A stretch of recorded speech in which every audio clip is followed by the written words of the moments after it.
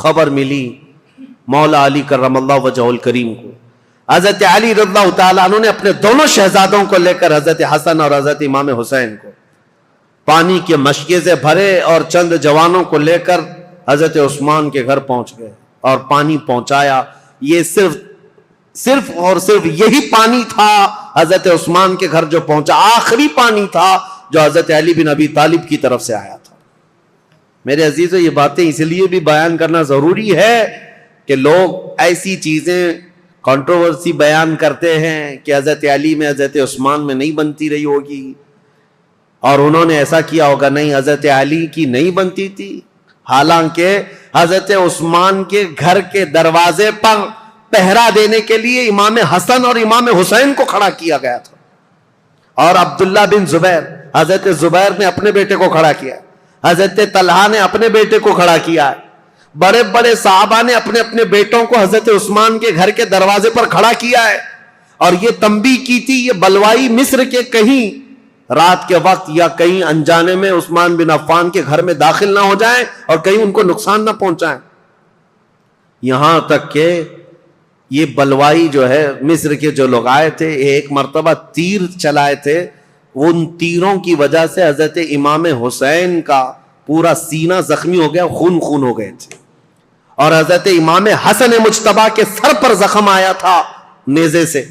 یہ حضرت عثمان کی حفاظت پر دونوں شہزادے کھڑے تھے اور یہ خون اتنا بہہ گیا تھا جس کو دیکھ کر کے ڈر گئے. محمد بن ابو بکر ان میں تھے, انہوں نے کہا ہے لوگوں, ہم تو عثمان بن عفان اور بنو امیہ کے خلاف کھڑے ہیں, ابھی تم نے ان کا خون اتنا بہا دیا کہ بنو ہاشم ان کا یعنی بدلہ لینے کے لیے آ جائیں گے.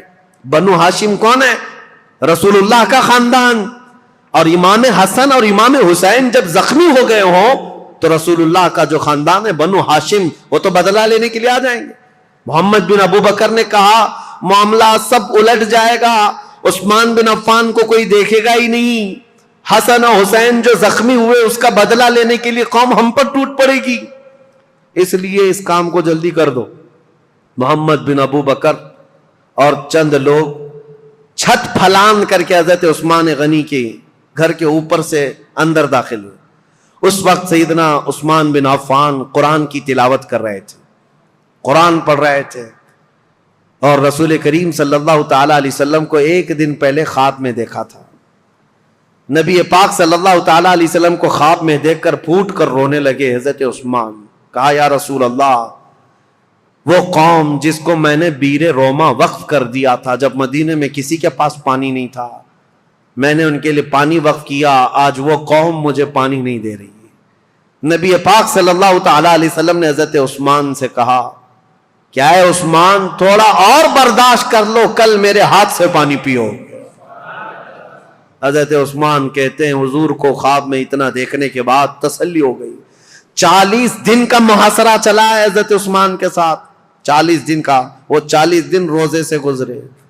حضرت عثمان غنی رضی اللہ تعالیٰ عنہ کی یہ سختیاں, اور جب پانی بھی نہیں پہنچتا, کھانا بھی نہیں پہنچتا, اس وقت رسول کریم صلی اللہ تعالیٰ علیہ وسلم کے کئی صحابہ, میں یہ بات میں بتاتا ہوں, محمد بن ابو بکر چھت پھلانگ کر کے آئے تھے, اس سے پہلے کئی صحابہ آئے, حضرت طلحہ آئے, حضرت زبیر آئے اور دیگر بڑے صحابہ آئے. کہا امیر المومنین یہ حالات بڑے سخت ہو گئے, 3 باتوں میں سے ایک بات کر لیجیے آپ, یا تو آپ کسی چھپے ہوئے راستے سے ملک شام چلے جائیں, وہاں آپ کی حفاظت ہو سکتی ہے, یا تو پھر مروان کو پکڑوا کر کے اس کو سب کے سامنے سزا دے دیں, معاملہ ٹھنڈا ہو سکتا ہے, یا تو پھر آپ اپنی خلافت سے دستبردار ہو جائیے, خلافت سے آپ ہٹ جائیے. حضرت عثمان نے کہا یہ تینوں کام نہیں کر سکتا, مروان میرے پاس نہیں.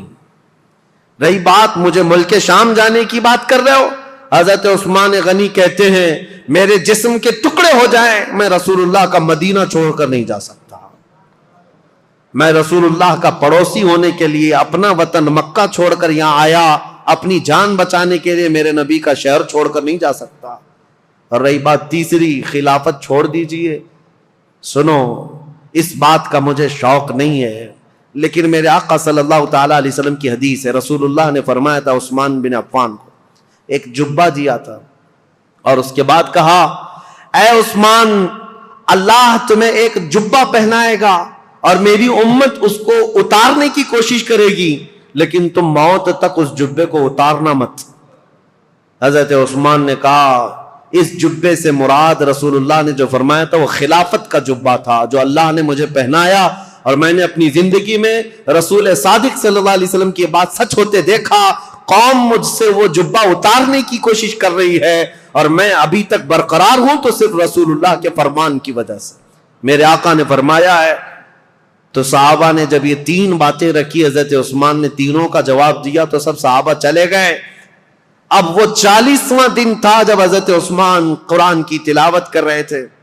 حضرت حسن، حضرت امام حسین، حضرت عبداللہ بن زبیر، حضرت طلحہ کے بیٹے، یہ سب دروازوں پر کھڑے تھے، لیکن چھت سے یہ لوگ داخل ہو گئے۔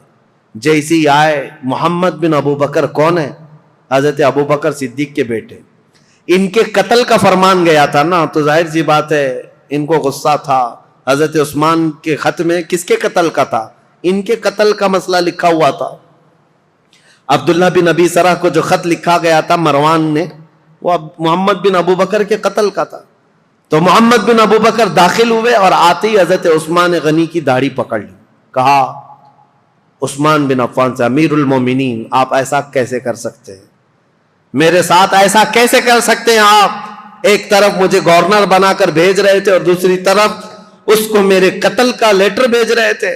حضرت عثمان نے کچھ نہیں کہا اے محمد اگر تیرے باپ یہ حرکت کرتے ہوئے دیکھتے تو زندہ نہیں بچتا۔ وہ ڈر گئے محمد بن ابو بکر، کیونکہ حضرت ابو بکر صدیق اگر دیکھ لیتے اس بات کو۔ حضرت عثمان نے صرف اتنا جملہ کہا اگر تیرے باپ ہوتے تو میری داڑھی تک تیرا ہاتھ نہیں آ سکتا تھا۔ تو حضرت محمد بن ابو بکر ان کے ہاتھ پر کانپنے لگ گئے، پیچھے ہو گئے، اور اس کے بعد دروازے پر جا کر زور زور سے توبہ کرنے لگے، مجھ سے کیا ہو گیا، اور گھر سے باہر نکل کر کے آئے۔ لیکن حضرت محمد بن ابو بکر کے ساتھ جو مصر کے دو بلوائی آئے تھے، انہوں نے اپنے نیزے سے حضرت عثمان کے سینے پر مار کر کے ان کو شہید کیا۔ انا للہ و انا الیہ راجعون۔ سیدنا عثمان بن عفان رضی اللہ تعالیٰ عنہ کو جس وقت شہید کیا گیا، آپ کا خون نکل کر کے قرآن کے ورقوں پر پڑا تھا، اور جس آیت پر پڑا تھا وہ یہ تھی فَسَيَكْفِيكَهُمُ اللَّهُ، اللہ ان لوگوں کے لیے کافی ہو جائے گا، اللہ ان کے لیے کافی ہو جائے گا۔ صبغۃ اللہ ومن احسن من اللہ صبغہ، اللہ کا رنگ سب سے بھاری رنگ ہے، اس سے بہتر رنگ کس کا ہے؟ اس آیت پر وہ خون کے قطرے پڑے تھے۔ وہ قرآن پاک آج بھی ترکی میں موجود ہے، حضرت عثمان غنی کا تلاوت کرنے والا جو قرآن تھا۔ میرے عزیزو، یہاں شہادت عثمان بن عفان ہو گئی۔ اتنا قتل ہوتے ہی آپ کی جو بیوی اس وقت موجود تھی نائلہ، یہ چھت پر کھڑی ہو گئی اور چیخ کر کے لوگوں کو خبر دینے لگی امیر المومنین قتل ہو گئے، امیر المومنین قتل ہو گئے۔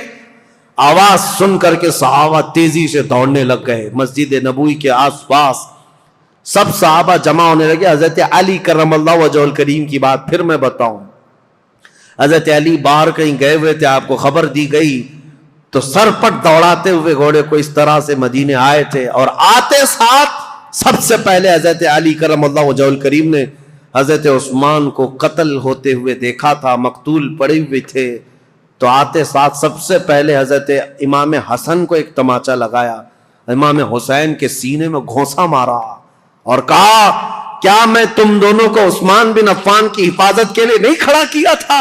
دونوں شہزادے رو پڑے اور کہا بابا جان ہم نے ان کی حفاظت میں کوئی کمی نہیں کی، یہ بلوائیوں نے چھت کو پھاڑ کر کے حضرت عثمان کے گھر میں داخلہ لیا ہے اور ہمیں اس بات کی خبر نہیں تھی، اگر انہیں ہمارے درمیان سے جانا ہوتا تو ہم کسی کو زندہ نہ چھوڑتے۔ حضرت علی کرم اللہ وجہہ الکریم سے دوسرے صحابہ نے کہا آپ اپنے شہزادوں کا مواخذہ نہ کریں، اس لیے کہ یہ سارے اپنی حفاظت کے کام مکمل کما حق ادا کرتے رہے۔ اس کے بعد حضرت محمد بن ابو بکر کو طلب کیا حضرت علی نے، حضرت علی جلال میں تھے، پوچھا محمد بن ابو بکر کہاں ہے، بلایا اور ان کو پکڑ کر کے لائے اور کہا کیسے تم داخل ہوئے؟ کہا یہ میری غلطی تھی، چھت کے اوپر سے میں داخل ہوا۔ کہا تم قاتل ہو عثمان بن عفان کے؟ کہا اللہ کی قسم میں عثمان بن عفان کا قاتل نہیں ہوں، میں بالکل انہیں قتل نہیں کیا۔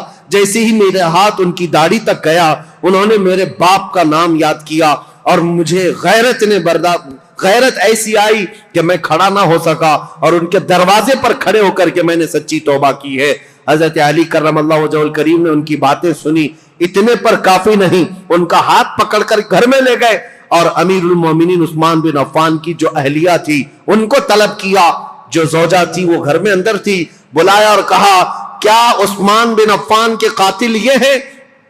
ان کی زوجہ نے کہا نہیں، یہ گھر میں اندر آتے ہوئے تو ان کو میں نے دیکھا ہے اور انہوں نے قتل نہیں کیا، یہ جتنی باتیں کہہ رہے ہیں وہ سچ ہے، انہوں نے داڑھی بھی پکڑی تھی، میرے شوہر نے ان سے کہا بھی تھا ابو بکر ہوتے تو یہ نہیں ہوتا، تو یہ چھوڑ کر چلے گئے تھے، یہاں تک کہ حالات کی میں شاہد ہوں کہ یہ چھوڑ کر گھر سے نکل گئے تھے، لیکن ان کے ساتھ 2 لوگ آئے تھے مصر کے رہنے والے لوگ، میں انہیں جانتی نہیں، انہیں پہچانتی نہیں، ان دونوں نے قتل کیا ہوگا، ان کے علاوہ کوئی وہاں عینی گواہ نہیں تھا، عینی شاہد نہیں تھا، آئی وٹنس نہیں تھا حضرت عثمان غنی کو قتل ہوتے ہوئے دیکھا ہو کسی نے۔ حضرت علی کرم اللہ وجہہ الکریم باہر آئے، یہ اسلام میں پیدا ہونے والا سب سے پہلا فتنہ تھا۔ حضرت سعد بن ابی وقاص نے کہا اسلام کا دروازہ فتنوں کے لیے کھول دیا گیا ہے، عثمان بن عفان کے قتل کے ساتھ اب یہ دروازہ قیامت تک نہیں بند ہو سکتا۔ فتنوں کا دور جو شروع ہوا ان کے قتل کے ساتھ آج تک چل رہا ہے۔ اور میں نے عبداللہ بن سبا کا جو نام لیا تھا وہ اس لیے کہ اس نے مولا علی کرم اللہ وجہہ الکریم کی حمایت میں ایک جماعت پیدا کی اور لوگوں کو اکسایا، ورغلایا اور ایک ایسی جماعت پیدا کی جن کو رافضی کہتے ہیں، غلو کرتے ہیں، وہ صحابہ کو گالیاں دینے لگے، عثمان بن عفان کو گالیاں دینے لگے اور حضرت علی، حضرت حسنین کریمین کی شان میں غلو کرنے لگ گئے اور گڑ گڑ کر کے نئی نئی حدیثیں بنانے لگ گئے۔ یہ فرقہ جو پیدا ہوا اسلام میں یہ عبداللہ بن سبا کا ڈالا ہوا بیج تھا، اور آج بھی اہل تشیع جو شیعہ حضرات وہ عبداللہ بن سبا کو برا بلا نہیں کہتے، بلکہ اس کا تو بہت بڑا مزار بنایا ہوا، وہ 3 شخص کا بہت بڑا مزار بنایا اور اس کا احترام کرتے ہیں، اس کو برا بلا کہنے بھی نہیں دیتے۔ لیکن تاریخ کی سچائیاں یہ ہیں، اسلام میں سب سے پہلے یہ فتنہ لانے والا، مسلمانوں کو بھڑکانے والا، خلیفہ وقت کے خلاف اکسانے والا عبداللہ بن سبا تھا، اور اس کے فتنے کا اثر یہاں تک پہنچا کہ حضرت عثمان بن عفان کا قتل ہو گیا، حضرت عثمان شہید ہو گئے۔ اللہ اکبر، 12 سالہ یہ خلافت کا دور ختم ہوتے ہی اسلام کی ان سرحدوں میں اور ان زمینوں میں ایسا اندھیرا چھا گیا، ایسا اندھیرا چھا گیا کہ اس کے بعد پھر یہ خلافت کا دور جو آگے بڑھا زیادہ دن تک نہیں، مولا علی کرم اللہ وجہہ الکریم کا دور آیا اور اس کے بعد خلافت راشدہ ختم ہو گئی۔ میرے آقا صلی اللہ تعالیٰ علیہ وسلم کی حدیث ہے الخلافت بعدی 30 ثم الملوک، میرے بعد 30 سال خلافت چلے گی، اس کے بعد بادشاہ آئیں گے، اور اگر آپ کاؤنٹ کریں گے تو یہ چاروں خلفائے راشدین جو ہے ان کی مدت اور ان کا زمانہ ٹوٹل 30 سال کا ہوتا ہے۔